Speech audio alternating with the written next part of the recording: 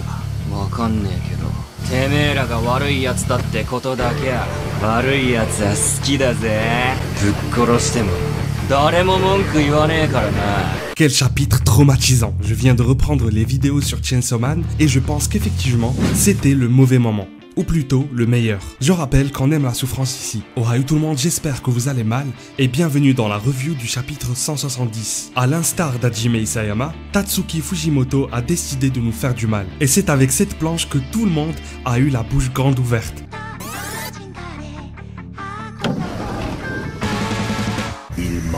Il y a pas mal de choses à dire. Déjà, dites-moi si vous pensez qu'elle est morte ou pas.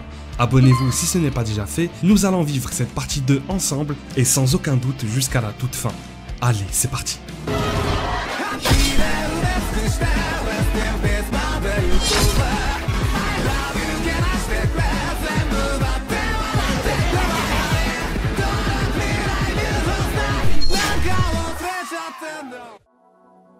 Barem Bridge a réussi à retrouver la nouvelle alliance et contrairement à ce que j'avais dit dans la précédente review du chapitre 169, le démon Katana était effectivement présent avec eux. Denji veut absolument retrouver Nayuta, cependant on apprend que la division spéciale l'attendait à l'extérieur du restaurant et qu'elle avait déjà encerclé le périmètre. J'ai eu raison d'être inquiet puisque Barem porte bel et bien le flambeau de Makima. Il est là pour détruire, il est là pour perturber la vie de Denji, employant tous les moyens possibles pour reproduire ce qu'il a vécu par le passé. Il veut le voir triste, ou plutôt, il désire revoir le véritable Chainsaw Man, capable de faire disparaître les noms des démons, un pouvoir très singulier qui peut créer un véritable monde de paix.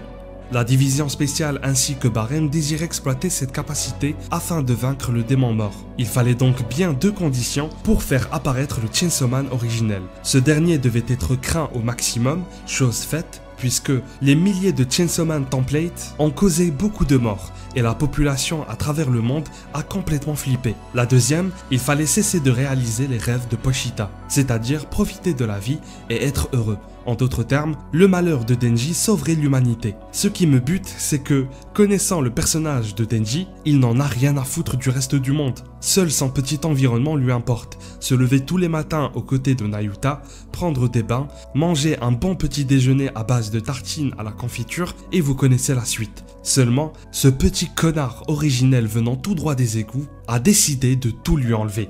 Brûler sa maison dans laquelle il a passé les meilleurs moments de son existence avec Power et Aki, brûler les chiens de la fille qu'il aimait tant, à savoir Makima, et le chat Nyanko de Power. Enfin, il vient de lui dérober la seule source de chaleur qui lui restait, la petite Nayuta, qui vient de finir en plusieurs sushis et qui a fait le tour de toute la table.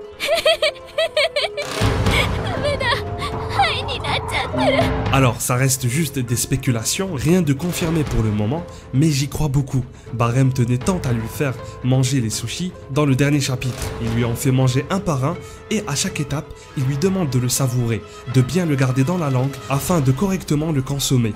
La façon avec laquelle il insiste montre à quel point il voulait que la révélation le choque et le termine psychologiquement parlant. Je n'avais pas prédit que Nayuta allait finir en sushi. À vrai dire, je n'y ai même pas pensé. Mais maintenant, je commence à voir comment fonctionne ce taré de Fujimoto. Je suis choqué, je suis surpris. Je savais que quelque chose allait arriver, rien qu'avec le nom du restaurant. En plus, tu me rajoutes Barem, c'est bon. Il ne peut y avoir de bonnes nouvelles. À quoi on s'attendait sérieusement? Donc oui, il fallait bouffer les sushis, non pas pour se préparer pour la suite, mais pour faire avancer la cuisine et passer au prochain. Comme le résume très bien Barem, si tu te rebiffes, tu risques de ne pas revoir Nayuta. Ce qui m'a fait marrer également, c'est que la présentation a été parfaite. Nous avons tous les clients qui sont devant les plats, sur pas mal d'étagères, et puis la tête de la petite Nayuta qui apparaît soudainement, parcourant chacun d'entre eux, et ça fait plaisir de voir le démon Katana être choqué. C'était quelque chose. Asa répugné, le reste mort de trouille, tout comme les clients normaux. Denji en parle même pas. Le prochain chapitre va se charger de nous montrer ce qu'il va ressentir. Et puis, tu as 2 autres réactions qui sortent un peu du lot. D'un côté, Barem Bridge qui attend de voir celle de Denji, et conseil d'amis, ne traînez jamais avec un homme qui met sa cravate dans sa poche poitrine. D'ailleurs, il me fait penser à cet agent dans la première saison. Et de l'autre, nous avons Kiga qui, je pense, a deviné ce qui allait se produire. On n'a pas vu sa réaction quand Nayuta est apparue, ce qui confirme un petit peu mes doutes quant à ses intentions. Je pense qu'elle est avec Barem. Ou alors cela a déjà été dit et j'ai dû oublier. Ce qui est un peu dur avec le manga Chainsaw Man, c'est que toutes les informations importantes sont bien dispersées, ce qui rend la tâche de les retrouver un peu plus dure. Je ne vous cache pas que parfois, c'est un peu le bordel dans ma tête, surtout quand j'essaie de rassembler plusieurs morceaux du puzzle. Donc n'hésitez pas à me confirmer en commentaire. Aussi, Kiga a envie que Chainsaw Man terrasse le démon mort, puisqu'elle veut bien continuer à profiter de ce monde dominé par les humains, où elle peut manger à sa faim toute la bonne bouffe produite. Oui, on est bel et bien sur des rêves du niveau de Denji, et c'est ce que j'apprécie dans ces démons. Alors, parlons sérieusement de Nayuta.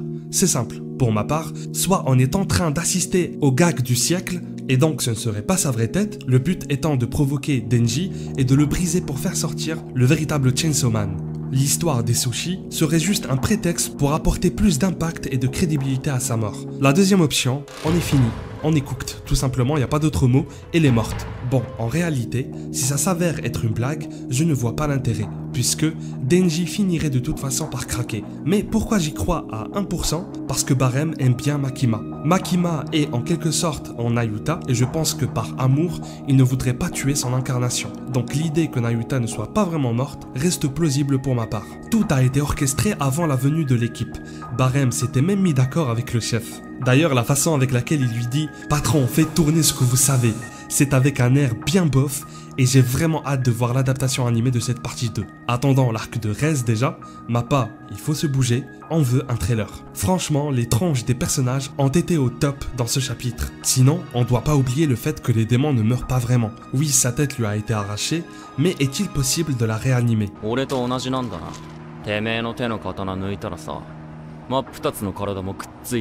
Quoique, en y repensant, ce serait pour ça que Barem ait décidé de la faire manger, afin qu'elle disparaisse pour de bon, et que le démon domination se réincarne dans X temps. Un autre point intéressant, c'est que le Chainsaw Man, à force d'avoir fait disparaître beaucoup de terreur, est devenu en quelque sorte bon que pour couper du poids, entre guillemets, complètement inutile. Déjà, au début, ça m'avait étonné que Denji ne soit pas conscient de ce pouvoir de faire disparaître les démons, puisque pour ma part, il avait mangé Makima afin que le démon domination puisse se réincarner tout de même, sans la faire disparaître à jamais, puisqu'il l'aimait encore. Et surtout, il ne lui en voulait pas. Mais en fait, pas du tout. J'ai relu, et effectivement, il a eu cette idée juste comme ça, et était complètement ignorant.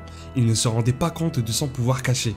Donc oui, Denji a mangé Makima sous forme de sushi, en plus de pas mal d'autres bons plats, et vient de goûter à Nayuta. Faites-moi part de vos avis et théories, abonnez-vous également si ce n'est pas déjà fait.